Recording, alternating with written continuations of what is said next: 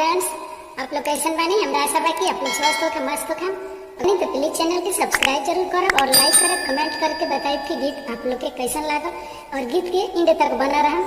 राजाऊ कब आइबा कब जाइबा तनी बता के जा, फोटो एगो खिंचा के जाना। राजाऊ कब आइबा कब जाइबा तनी बता के जा, फोटो एगो खिंचा के जाना।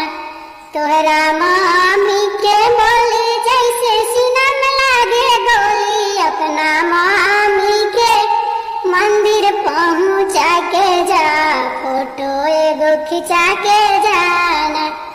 तोहरा मामी के बोली जैसे सीना में लागे गोली, अपना मामी के मंदिर पहुंचा के जा, फोटो एगो खिंचा के जाना।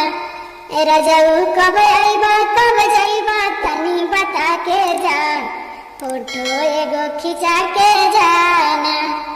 तोहरा भाभी के बोली जैसे करजवा में लागे गोली, अपना भाभी के अलग करा के जा, फोटो एगो खिंचा के जाना।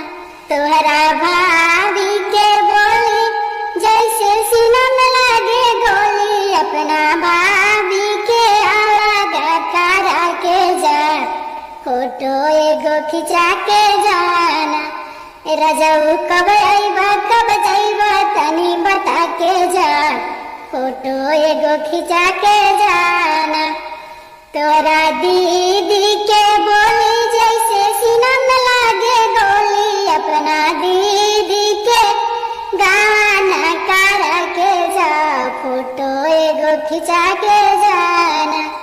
तोहरा दीदी के बोली जैसे सीना में लागे गोली, अपना दीदी के गाना करा के जा, फोटो एगो खिंचा के जाना।